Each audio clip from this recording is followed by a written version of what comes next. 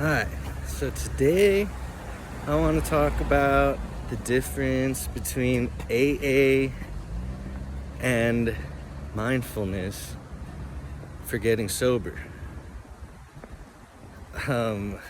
Getting sober, of course, is very difficult, as everybody knows. And one of the only ways that we've been taught growing up how to get sober is AA. And I remember when I was trying to get sober, I'm just going to the apartment complex that I feel like I was like reborn in, because I actually ended up finally getting sober there with my mindfulness practice. AA uses a Christian framework developed by this guy back in the early 1900s or like 1920s, and it follows these 12 steps. So every time you get a trigger, you're supposed to go back to these 12 steps. And the first step is to accept that you are powerless to this higher being. And that higher being, like, it doesn't have to be God necessarily, but that's always where you're starting from on this 12-step method.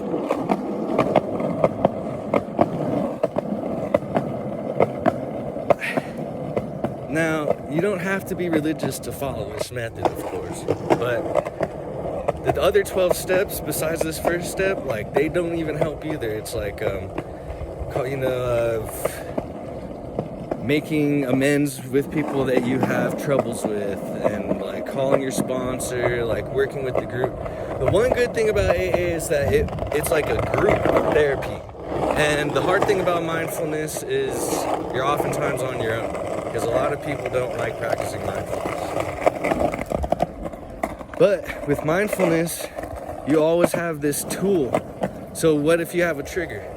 Well, now you have this tool for every trigger that you have, mindfulness. And the goal of mindfulness is to let those triggers be there. You don't have to, or let that urge be there. The trigger's gonna trigger you. You know, dude, I used to get triggered by when it would be cold out. I'd be like, oh, cool, I'm gonna stay at home and like drink a bunch. Or when I'd be cooking, like, oh, cool, I'm gonna drink a bunch and eat. Or, dude, the time of day.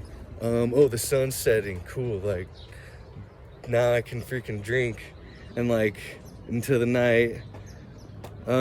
Happy things made me want to drink. Sad things made me want to drink. When I'd like do really like have a good week on my skateboard or something, I'd have a good week of staying sober. That would make me want to drink. Staying sober would make me want to drink.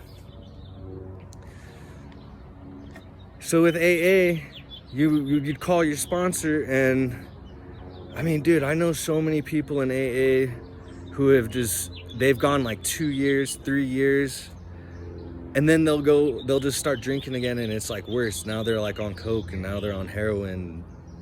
It's gnarly. So with mindfulness, you always have this tool of letting things be there, just accepting the way things are. Like when those urges come up, that is an opportunity for your mindfulness to come in. Not even an opportunity, like you don't really even have a choice. Like you're either gonna succumb to that, or you can either accept it and work with it, or try to fight it. And the fight will always end with the alcohol winning, alcoholism or whatever drug you're on winning. So I do like to suggest mindfulness for people. I mean, I've been sober like 2.5 years, and I know it's not like that long, but man, I've experienced a lot of changes in my life ever since I've gotten sober, and I don't even have that little urge in my head, like that little voice that even Steve-O always says that he still has, like, oh, I might be drunk tomorrow. Like, I don't know, man, like, I guess, but like, I have this tool, and it's always gonna be there. Mindfulness helps with everything. Like, it helps. One of the biggest things that helped me overcome is like this anger that I had towards my father, and made me really see a lot of my alcoholism came from not wanting to like face these things. And once I faced them, they became much less problematic. So I'll keep talking about mindfulness, but I don't know.